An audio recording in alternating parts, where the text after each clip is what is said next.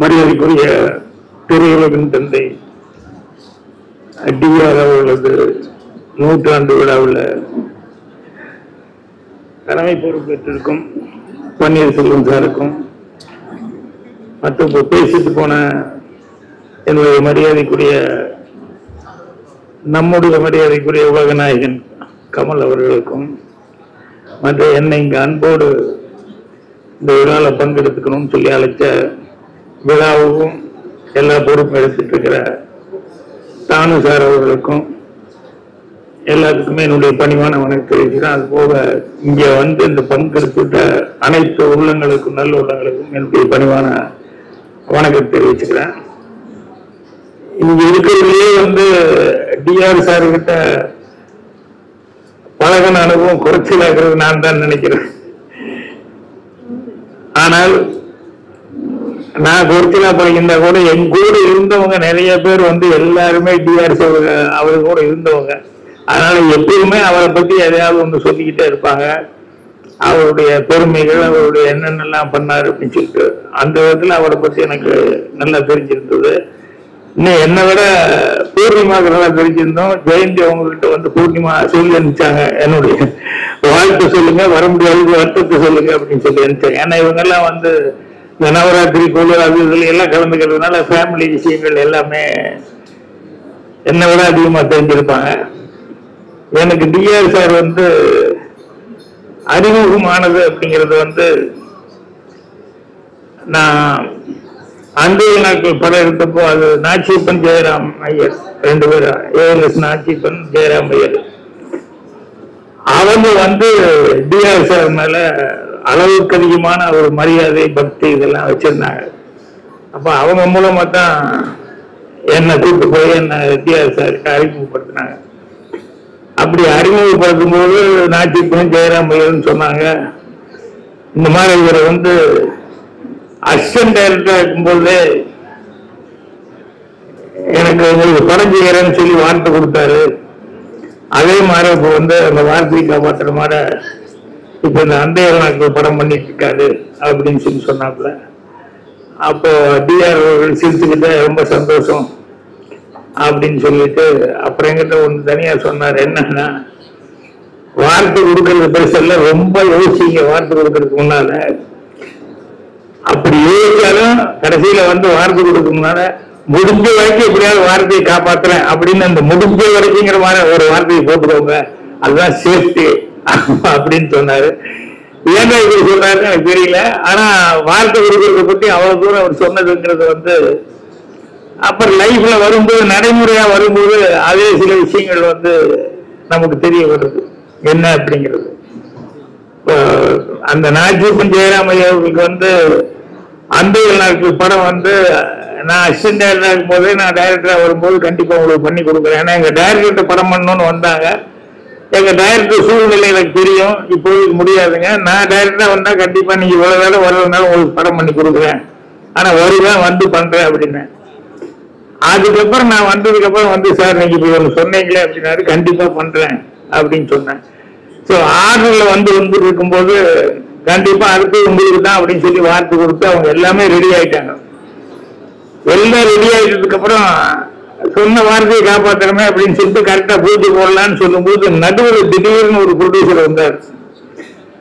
அது ஒரே பேமெண்ட் அப்படின்னு சொல்லி ஒரு பெட்டியை வச்சுட்டு வந்துட்டு இன்னொரு பண்ணணும் அப்படின்னு சொல்லி கேட்டாரு. இல்லைங்க, நான் உங்களுக்கு வார்த்தை கொடுத்துட்டேன், அது சரியா வராது, இவங்களுக்கு அப்புறம் வேணா நான் பண்றேன் அப்படின்னு சொன்னேன். அப்போ இல்ல இல்ல ஒரே பேமெண்ட் சிங்கிள் பேமெண்ட் அப்படின்னு நான் நினைச்சே பார்க்காத அளவுக்கு அந்த நேரத்திலேயே நான் வருஷத்துக்குனாலே அந்த மாதிரி பேமெண்ட்னாரு. சாரிங்க நான் சொல்லிட்டேன், அதனால கஷ்டம் அப்படின்னு சொல்லிட்டு இது பண்ண. என்னன்னா சொன்ன வார்த்தையை காப்பாற்றணுமே அப்படின்னு சொல்லிட்டு அதுக்கப்புறமா தான் போயிட்டு அடுத்த நாள் வந்து 2 நாள் பின்னாடி சுத்திட்டு இருந்தாரு. 3ஆவது நாள் வந்த உடனே அதுக்கப்புறம் நாச்சிப்பன் ஜெயராம் ஐயரே வந்து சார் ஒன்றும் இல்லை, நீங்க அந்த படம் பண்ணிட்டு அப்புறம் எங்களை பண்ணுங்க, எங்களுக்கு அடுத்தது வேண்டாம், அந்த படம் பண்ணிட்டு எங்களுக்கு பண்ணுங்கன்னா. இல்லைங்க உங்களுக்கு தான் நான் வார்த்தை கொடுத்தேன், அதுதானே இல்லை கரெக்டுங்க, ஆனா அம்மா அவங்க கூப்பிட்டாங்க, நீங்க என்ன பெருசா அட்வான்ஸ் எல்லாம் ஒன்றும் கொடுக்கல, ஆனா பாருங்க, எங்களுக்கு வாடகை வீட்டுக்கிறோம். இப்ப இந்த பேமெண்ட் வாங்கினோம்னா எங்களுக்கு வந்து சொந்த வீடு வாங்குற அளவுக்கு ஒரு அட்வான்ஸ் எல்லாம் பண்ற அளவுக்கு இருக்குது அப்படிங்கிற மாதிரி சொல்லி, அதனால நீங்க தான் முடிவு பண்ணும் அப்படிங்கும்போது வேற வழியே இல்லாம நாச்சி ஜெயராம் ஐயர் வந்து என்கிட்ட வந்து இல்ல சார் நீங்க பரவாயில்ல உங்களுக்கு பண்ணிட்டு அடுத்து அவங்களுக்கு பண்ணுங்க அப்படின்னு சொன்னாங்க. அப்பதான் டிஆர் அவர்கள் சொன்னது, அது வார்த்தை கொடுக்கறது பெருசு இல்லை, நம்ம அதை காப்பாற்றணும்னு நினைச்சா கூட நம்மளையும் மீறி சில சூழல்கள் வந்து வரும்போது அது தவிர்க்க முடியாததா வந்து மாட்டிக்கு. இதே மாதிரி ஏவிஎம்லையும் வந்து எனக்கு இங்க ராஜேஷ் இதுல நடக்கிறதுனால சொல்றேன். ஏவிஎம்ல வந்து முந்தான முடிச்ச படம் கமிட் ஆகும்போது நான் முதல் படம் 2வது படம் எல்லாம் வந்து கங்கை அமரன் செஞ்சாரு. அதுக்கப்புறம் விஸ்வநாதன் இளையராஜா அப்படின்னு போனதுனால கங்கை அமரன் கொஞ்சம் பெண்டிக்கிட்டே இருந்தாரு. அது என்னென்ன முதல் 2 படம் நான் தானே இருந்தேன், என்னென்ன விட்டீங்களா அப்படின்னாரு. இல்ல இல்ல ஒரு பெரிய படம் வரும்போது உங்களுக்கு தர்றேன் அப்படின்னு சொல்லிட்டு அமர்கிட்ட சொன்ன, இது வெயிட் பண்ண அமர்ன்னு. அப்ப ஏவிஎம் கமிட் ஆன உடனே அமர் நீ தான் இந்த படத்துக்கு மியூசிக் டைரக்டர் அப்படின்னு சொல்லி வார்த்தை கொடுத்தேன். அதுக்கப்புறம் வந்து உட்காந்து கதையெல்லாம் பண்ணிட்டு வந்துட்டோம். அப்புறம் சரவணன் சார், பாலசுப்ரமணி சார் உங்களெல்லாம் உட்கார வச்சு, குமார சார்லாம் உட்கார வச்சு கதையை சொன்னேன். கதை ஃபுல்லா கேட்டதுக்கு அப்புறம் அவங்க 3 பேர் தனியாக ஒரு டிஸ்கஷன் பண்ணி அவங்க வந்து எங்கிட்ட வந்து, சார் தப்பா நினைச்சுக்காதீங்க, இது பிரமாதமா இருக்குது, ஒரு கிராம கதை, அதனால இளையராஜா மியூசிக் வந்து ரொம்ப பிரமாதமா இருக்கும் அப்படின்னாங்க.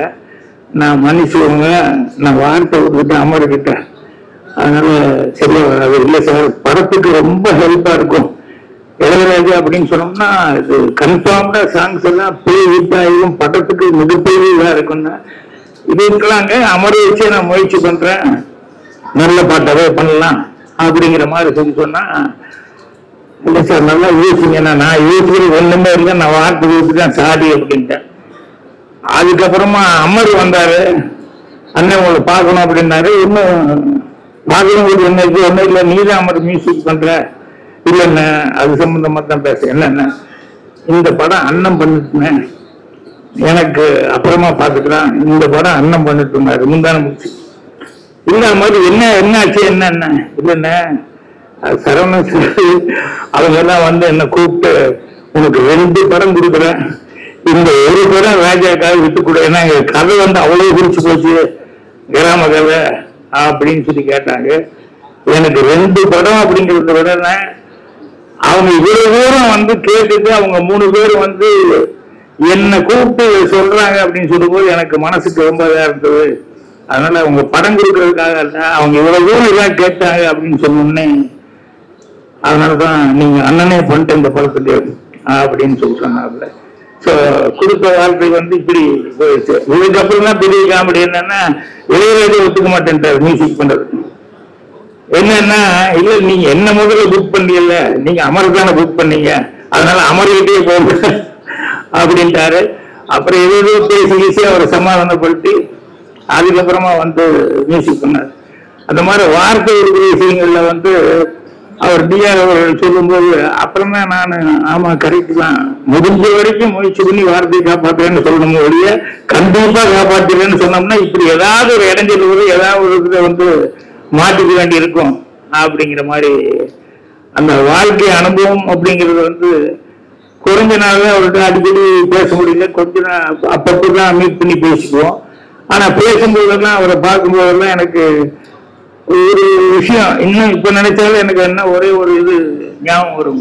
என்ன அப்படின்னா, அது ஜோக்காவும் எடுத்துட்டான், கவிதையாவையும் எடுத்துட்டான். ஒரு பையன் ஓட்டப்பந்தயத்துக்கு போகும்போது அவங்க அம்மா கிட்ட போய், அம்மா நான் ஓட்டப்பந்தயத்துக்கு கலந்து போறேன், ஆசீர்வாதம் பண்ணு, பார்த்து மெல்ல நிதானமா ஓடுப்பான், அடிக்கடி பற்றாது அப்படின்னு அந்த அம்மா சொன்னாங்க. அப்படின்னு அந்த மாதிரி வந்து டிஆர் அவர்கள் எடுத்துக்கொண்டால் எதா இருந்தாலும் பார்த்து நிதானமாக அப்படிங்கிற மாதிரிதான் இருக்கும் ஒழிய அவர்கிட்ட வேற மாதிரி எதுவுமே நான் பார்த்தத. எப்பவுமே எந்த பிரச்சனையா இருந்தாலும் அந்த மாதிரிதான். இது வந்து கமல் முதற்கொண்டு எல்லாருமே பேசும்போது சொல்லிட்டு போனாங்க. அப்புறம் அவர்கிட்ட இன்னொரு பிடித்த எனக்கு ஒரு சமாச்சாரம், அதையும் முன்னால பேசும்போது கமல் அவர்கள் சொன்னாரு. என்னன்னா, புன்னகை அரசி அப்படின்னு சொன்னோம்னா நமக்கு வந்து கே விஜயமா தான் ஞாபகம் வரும். அந்த மாதிரி எப்பவுமே புன்னகை அரசனாக தான் பார்த்துருக்கிறவரை. அந்த அளவுக்கு டிஆர் அவர்கள் எப்ப சந்திச்சாலும் அவ்வளவு சந்தோஷமா அவர் ஒரு உண்மையான ஒரு மலர்ந்த புன்னகையோடு இருப்பாரு. என்னை பத்தி தானு கூட எனக்கு பேசிக்கும் போது சொன்னார், சார் நான் நீங்களும் சந்திக்கிறதுக்கு முன்னாலேயே அவர் வந்து அடிக்கடி சொல்லுவாரு, உங்க டைரக்டர் பேர் சொல்லி, அவருக்கு ஒரு பையன் இருக்காங்க மரத்தடிகளோடு உட்காந்து எழுதிக்கிட்டே இருப்போம், நம்ம அவனை உருவாக போய் புடி அப்படின்னு அப்பவே உங்களை பத்தி எல்லாம் சொல்லுவார் சார் அப்படின்னு சொல்லுவாரு. ஸோ அந்த அளவுக்கு நான் வர்றதுக்கு முன்னாலேயே என்னை பத்தி என் திறமைகளை பத்தி எல்லாம் அவர் வந்து அவ்வளவு நம்பிக்கை வச்சவர். ஸோ அவர் வந்து சினிமா உலகத்துக்காக எவ்வளவோ சேவைகள் செஞ்சிருக்காரு. அதற்கு இந்த நூற்றாண்டு விழாவில் அவங்க குடும்பத்தார் எல்லாத்துக்குமே வந்து என்னுடைய மனமார்ந்த நன்றியை தெரிவிச்சுக்கிறேன். நன்றி, வணக்கம்.